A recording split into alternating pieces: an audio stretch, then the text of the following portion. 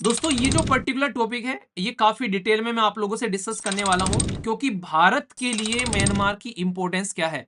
अगर वो आप लोगों को समझ में आएगी तो ही आप लोग यहां पर समझ पाओगे कि इस टॉपिक की इंपॉर्टेंस क्या है। तो इसलिए म्यांमार के अंदर में शांति रहना या फिर बांग्लादेश के अंदर में शांति रहना या फिर नेपाल के अंदर में, भूटान के अंदर में या फिर पाकिस्तान के अंदर में या फिर श्रीलंका के अंदर में, इन देशों के अंदर में अगर शांति रहेगी तो हमारा देश जो है वो और अच्छे से प्रोग्रेस करता हुआ नजर आएगा। म्यांमार के साथ में हम लोग अच्छे रिलेशन बनाकर रखने की कोशिश करते हैं।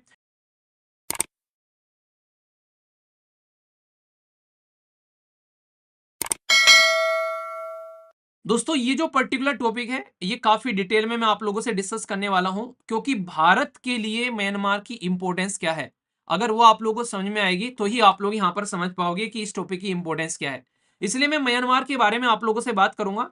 और ये टॉपिक इसलिए भी न्यूज में है क्योंकि रिसेंटली अभी अक्टूबर के महीने में आसियान की समिट हुई थी, 44वीं समिट, जो कि मैंने आप लोगों से डिस्कस भी की थी।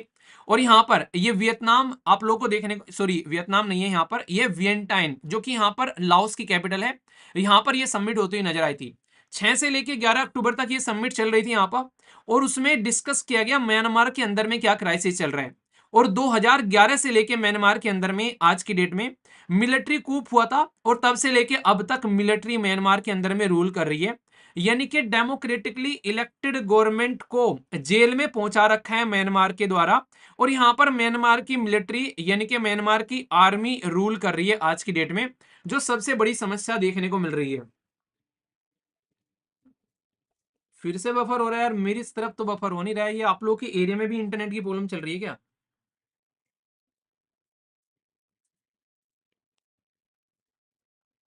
यार ये तो दिक्कत हो जाएगी ऐसे। आप लोग ये, मुझे तो अब की बार सही चल रहा है, देखो मुझे तो दिखाई दे रहा है, मैंने मोबाइल में चला रखा है। मेरे मोबाइल में चल रहा है अब की बार, वीडियो चल रही है। इसका मतलब कुछ को दिख रही है कुछ को नहीं दिख रही है, तो इसका मतलब आपके एरिया में भी इंटरनेट की प्रॉब्लम है। मेरे एरिया में ही इंटरनेट की प्रॉब्लम नहीं है, आपके एरिया में भी इसका मतलब इंटरनेट की प्रॉब्लम चल रही है।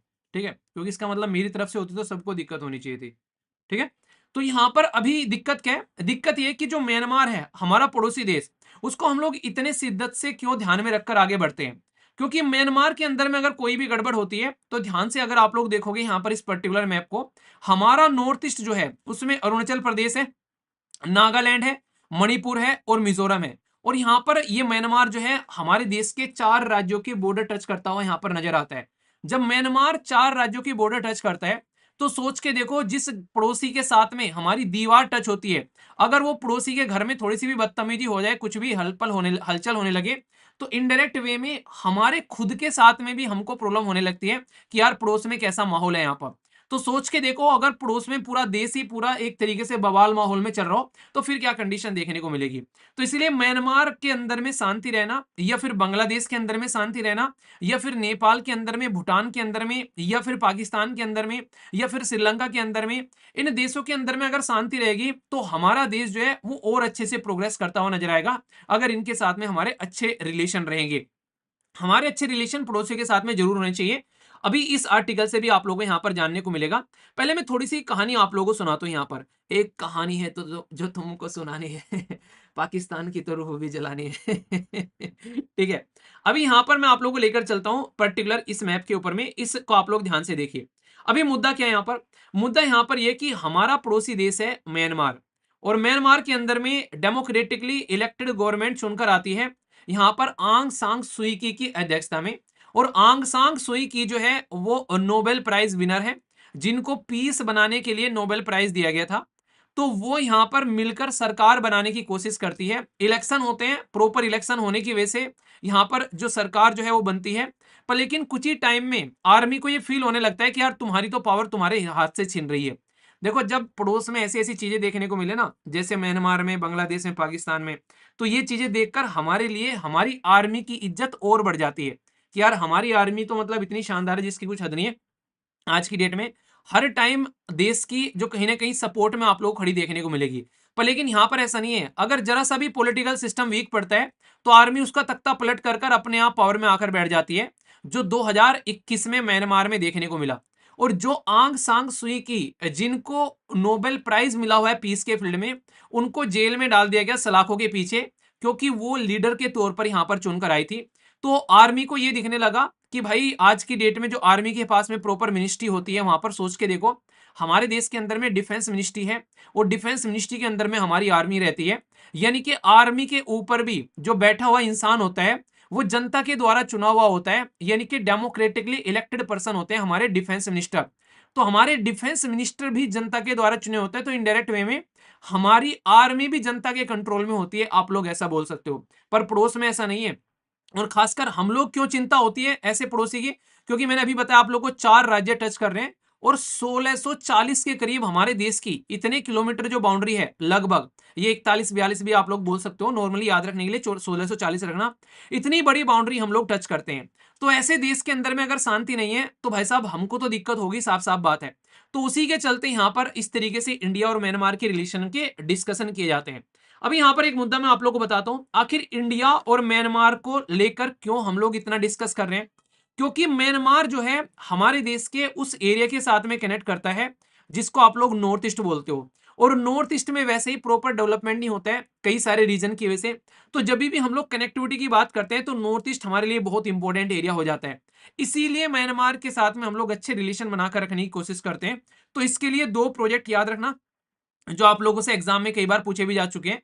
एक तो है यहाँ पर कलादान मल्टी मॉडल, ये है ट्रांजिट ट्रांसपोर्ट प्रोजेक्ट। तो कलादान क्यों है यहाँ पर इसका नाम, वो भी आप लोगों से डिस्कस करूंगा। एक है India Myanmar Thailand trilateral highway, तो यहाँ पर इसके बारे में भी मैं आप लोगों से डिस्कस करूंगा। दोनों बहुत इंपॉर्टेंट है यहाँ पर, इनको ध्यान से सुनिएगा। यहाँ पर पहले बात करता हूं आप लोगों से यहाँ पर ये कलादान प्रोजेक्ट के बारे में। ये जो कलादान प्रोजेक्ट है ये पर्टिकुलर रिवर है कलादान, उस रिवर के नाम से आप लोगों को यहाँ पर देखने को मिलेगा। तो इसके चलते आप लोग यहाँ पर इसको याद रखिएगा। हमारे देश के अंदर में कोलकाता जो कि यहाँ पर हुगली रिवर से कनेक्टेड आप लोगों को देखने को मिलता है। और ये हुगली रिवर कौन सी रिवर है, ये वही रिवर है जब गंगा रिवर को आप लोग देखते हो, हमारी गंगा जी जो है यहाँ पर, ये जब बांग्लादेश के अंदर में एंट्री करती है तो यहाँ पर इस रिवर को हम लोग पद्मा बोल देते हैं। और इसी में से एक रिवर निकल कर आती है हुगली, जिसके किनारे पर आप लोगों को कोलकाता देखने को मिलता है। तो इसी रिवर के बारे में मैं आप लोगों से बात कर रहा हूं। तो हुगली रिवर जो आप लोगों को यहां पर दिख रही है, इससे कनेक्ट करते हुए यहां पर हम लोग पहुंच रहे हैं सितवे पोर्ट। ये सितवे पोर्ट आप लोग याद रखिएगा, बहुत इंपॉर्टेंट है। तो कोलकाता से सितवे पोर्ट का शिपिंग रूट आप लोगों को देखने को मिलता है। ये है टोटल मिलाकर 539 किलोमीटर, जो कि यहां से यहां तक आप लोगों को पहुंचता हुआ नजर आता है। ठीक है, फिर सितवे पोर्ट टू यहां पर आप लोगों को देखने को मिलेगा, ये है PALETWA। तो यहां पर क्या हो गया, ये हो गया प्लेटवा। तो ये आप लोगों को याद रखना, यहां पर कलादान रिवर आप लोगों को देखने को मिलती है, जो आप लोग यहां पर देख सकते हैं। तो इसके थ्रू आप लोगों को यहां पर ये क्या है, ये इनलैंड वाटर ट्रांसपोर्ट है। यानी कि जैसे हमारे देश के अंदर में वाटरवेज बनाए जाते हैं ना, ऐसे ही ये वाटरवेज है यहां से लेके यहां तक का, और इसकी डिस्टेंस है 158 किलोमीटर। ठीक है, और फिर यहां पर जो यहां पर प्लेटवा से लेकर ये जाएगा इंडो म्यांमार बॉर्डर तक, यहां पर एग्जैक्ट लोकेशन आप लोगों को यहां पर देखने को मिल रही है। तो ये जो डिस्टेंस है, फिर आप लोग यहां पर इस डिस्टेंस को देख सकते हैं। तो फिर यहां पर ये रोड से जाएगा, और फिर हमारे देश के अंदर में जो नेशनल हाईवे 54 उसके थ्रू जो कि इंडिया के अंदर में एंट्री करेगा, तो फिर यहां पर आइजोल के अंदर में एंट्री होती नजर आएगी। आइजोल कौन से राज्य की कैपिटल है जरा बताइए, अभी आप लोगों से डिस्कस करूंगा।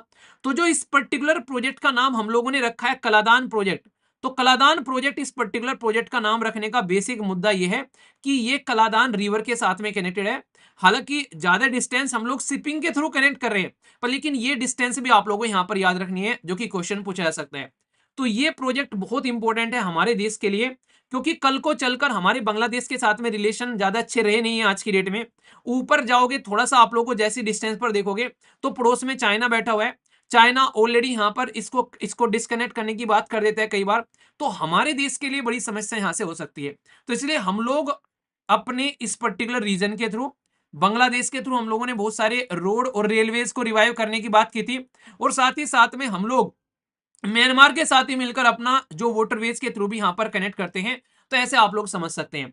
तो मतलब कहने का यह कि हम लोग इनडायरेक्ट वे में मैं आप लोगों से बोलूं तो अपने देश के वेस्ट बंगाल से हम लोग स्टार्ट होकर हम लोग अपने देश के मिजोरम से कनेक्ट हो रहे हैं यहां पर इस पर्टिकुलर कलादान प्रोजेक्ट के थ्रू। ठीक है, समझ में आ गया। तो एक तो ये प्रोजेक्ट है जो कि कई बार अभी एग्जाम में पूछा जा चुका है। एक दूसरा और प्रोजेक्ट है जिसका नाम मैंने अभी आप लोगों को बताया और इस आर्टिकल में उसका जिक्र किया गया है, यह है India Myanmar Thailand trilateral highway. एक तो कहते हैं, आप लोगों ने कई बार सुना ना बायलेटरल, बायलेटरल बोलते हैं द्विपक्षीय, यानी कि दो पक्षों की बात। यहां पर मैं बात कर रहा हूं ट्राइलेटरल, ट्राइलेटरल का मतलब है तीन पक्षीय, यानी कि तीन पक्षों की बात। तो तीन पक्ष कौन से हैं? India, Myanmar, Thailand. तो ये ट्राइलेटरल हाईवे आप लोग को देखने को मिलेगा। और ये जो ट्राइलेटरल हाईवे है, ये कहां से कहां तक कनेक्ट कर रहा है? ये आप लोग देखें, यहां पर ये इंडिया में है, यहाँ पर ये बेसिकली मोहर तमाऊ, यहां से चलेंगे ये मांडले पहुंचेगा, फिर नाइपाई ताऊ यहां पर पहुंचेगा, और फिर इसी के साथ में यंगून, और यंगून से होता हुआ ये थाईलैंड में पहुंचेगा पर्टिकुलर यहां पर। तो इसीलिए यहां पर ये थाईलैंड इंडिया को कनेक्ट करता हुआ एक ट्राइलेटरल हाईवे जो कि म्यांमार से बाईपास होकर जाता है। तो ये बहुत इंपॉर्टेंट है हमारे लिए, जो कि आज की डेट में सदमे में पड़ जाता है जब यहाँ पर डेमोक्रेटिकली इलेक्टेड गवर्नमेंट जो है वो यहाँ पर देखने को नहीं मिलती है। तो इसीलिए यहाँ पर हमारे कई सारे इंपॉर्टेंट प्रोजेक्ट जो कि हमारी कनेक्टिविटी बढ़ा रहे थे यहाँ पर आसियान कंट्री के साथ भी, और साथ ही साथ में और व्यापार बढ़ाते, तो इसकी वजह से ये दिक्कत आप लोगों को देखने को यहाँ पर मिल रही थी। ठीक है, तो इसलिए मैंने बोला कि हमारे लिए इतना इंपॉर्टेंट क्यों है। प्राइम मिनिस्टर मोदी जी ने आसियान की मीटिंग में जब गए, उन्होंने यहाँ पर इस चीज पर फोकस दिया, और 5 पॉइंट का एक कंसेंसस बनाने की कोशिश की गई म्यांमार को इंगेज करने के लिए, क्योंकि भारत की एक्ट ईस्ट पॉलिसी इसी के ऊपर टिकी है, और हमारे देश का 1643 किलोमीटर का जो लॉन्ग बॉर्डर है वो इसी से कनेक्टेड आप लोगों को देखने को मिलेगा। तो इसलिए जरूरी है, अगर कल को चलकर म्यांमार के अंदर में, क्योंकि आर्मी को ज्यादा लंबे समय तक झेल थोड़ी ना पाती है सर, अगर जनता के बारे में बात करें, आर्मी यार डेमोक्रेटिकली इलेक्टेड थोड़ी ना है, लोगों को वोट डालने का अधिकार नहीं मिल रहा है, आर्मी अपनी दादागिरी चला रही है। तो आप लोग क्या लगता है कि इस तरीके से आप लोग सस्टेन कर पाओगे? नहीं सस्टेन कर पाओगे। तो इसलिए म्यांमार में एक, अभी अगर हम लोग चाहते हैं चीजों को अच्छे से लेकर चलना, तो क्विक इंपैक्ट प्रोजेक्ट की बात की जा रही है, पर लेकिन वो तभी होंगे जब यहाँ पर एक प्रॉपर सरकार हो, ना कि आर्मी। हम लोग एग्रीकल्चर, डिजास्टर मैनेजमेंट, एजुकेशन और भी कई सारी चीजों को लेकर म्यांमार के साथ में काम करते हुए नजर आते हैं। तो इस तरीके से आप लोग समझ सकते हैं। आप लोगों के लिए बहुत ही इंपॉर्टेंट टॉपिक है जो आप लोग यहाँ पर याद रखिएगा।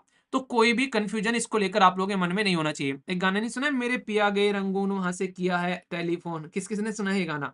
ठीक है, तो यहाँ पर ये पर्टिकुलर आप लोग देखने को मिलेगा, ये इसी के नाम से आप लोग इसको याद भी रख सकते हैं। ठीक है।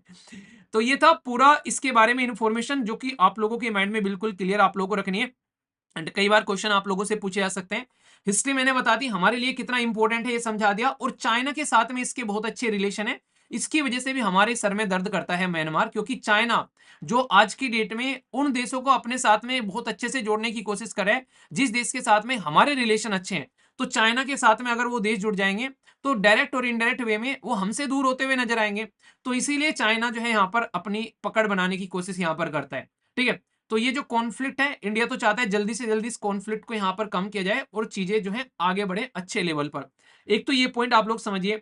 एक इस एडिटोरियल के अंदर जिक्र नहीं किया गया, पर मुझे पर्सनली लगता है कि वो जिक्र यहाँ पर होना चाहिए था। तो मैं आप लोगों को यहाँ पर थोड़ा समझाता हूँ। आप लोगों को मैंने पहले बता रखा है, अगर थोड़े लंबे समय से आप लोग साथ में कनेक्टेड हैं, म्यांमार के अंदर में एक रोहिंग्या कम्युनिटी वाला इशू भी यहाँ पर देखने को मिलता है। ठीक है, तो ये बहुत बड़ी प्रॉब्लम यहाँ पर देखने को मिलती है। रोहिंग्या कम्युनिटी के ऊपर में काफी सारे यहाँ पर इनके द्वारा अटैक किए गए, तो उसके वजह से वो काफी लार्ज स्केल पर यहाँ से छोड़कर आज की डेट में बहुत लार्ज स्केल पर बांग्लादेश के अंदर में, और लगभग 40-50 हजार बताए जाते हैं भारत के अंदर भी आज के डेट में रोहिंग्या कम्युनिटी देखने को मिलती है। ये एक मुस्लिम माइनॉरिटी कम्युनिटी है जो म्यांमार में रहा करती थी, जो कि म्यांमार की बुद्धिस्ट कम्युनिटी के साथ में इसकी झड़प हुई, और जिसकी वजह से इनको अपना डंडा बोरी उठाकर यहाँ से भागना पड़ा, और आज की डेट में सिचुएशन आप लोगों के सामने है। ये प्रॉब्लम आप लोगों को देखने को मिलती है।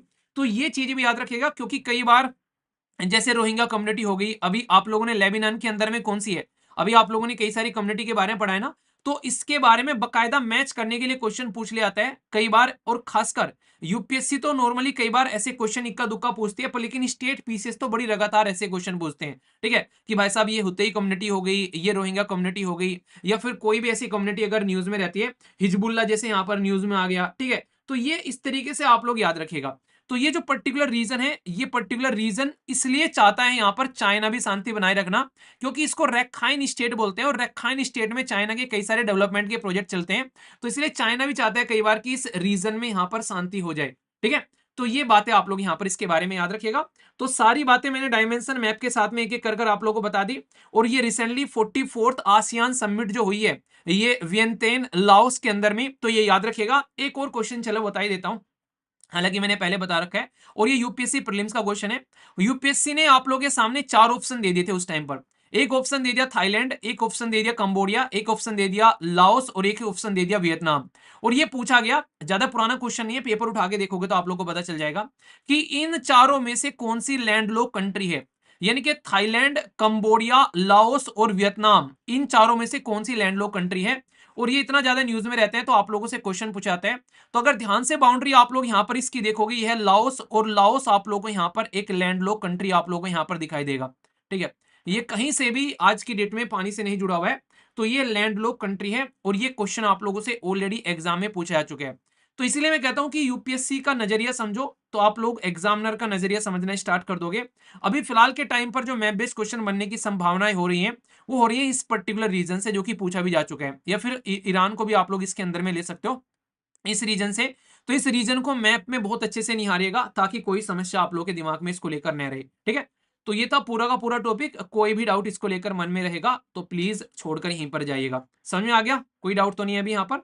तो अच्छे से समझ में आ गया तो फीडबैक देकर अपना बता देना। और इतने सारे लोग लाइव आ गए क्या बात है, दिल खुश कर देता तुसी चलिए, आप लोगों के लिए यहाँ पर अभी फिलहाल के टाइम पर, जैसे कि आज भी दीपावली सेलिब्रेट कर रहे हो, तो आप लोगों की जो डिस्काउंट की जो वो लिमिट चल रही थी वो एक्सटेंड की गई है। कई सारे बच्चे बोल रहे थे कि सर ले नहीं पाए थे, तो उसको ले लीजिएगा आप लोग आराम से और अपनी पढ़ाई पर फोकस करिएगा। और एनसीईआरटी को जरूर कनेक्ट करिएगा क्योंकि फाउंडेशन है, जैसा मैंने आप लोगों को बताया था। और स्टेट पीसीएस की तैयारी कर रहे हो तो फिर कब स्टार्ट करोगे, क्योंकि अब इससे ज्यादा लेट मत करिए। तो आप लोगों के लिए स्टेट पीसीएस की सारी क्लासेस यहाँ पर चल रही हैं। आप लोगों के 7 state PCS, Bihar, UP, Orissa, Haryana, Uttarakhand, Himachal Pradesh, Madhya Pradesh, इनके साथ में आप लोग कनेक्ट कर सकते हैं। छोटा सा काम करना है, प्ले स्टोर पे जाना, स्टडी लवर वीर सर्च करना, एक खुलकर आप लोगों के सामने एप्लीकेशन आ जाएगा जिसकी रेटिंग 4.9 है। सोच के देखो, मतलब इतने सारे लोग कनेक्ट हैं और 4.9 रेटिंग, तो कुछ तो अच्छा हो ही रहा होगा वहां पर। अगर एप्लीकेशन डाउनलोड नहीं करना है तो सीधा सीधा स्टडी लवर वीर .in जाकर सर्च करिए, तो आप लोग के सामने वेबसाइट खुल जाएगी, तो जाकर इंजॉय कर सकते हैं। ठीक है, बाकी अगर ईपीएफओ की तैयारी कर रहे हैं या फिर आरबीआई या फिर नाबार्ड को लेकर आप लोग तैयारी करना चाहते हैं एडवांस में, तो इनकी भी क्लासेस अवेलेबल हैं आप लोगों के लिए। ठीक है ना?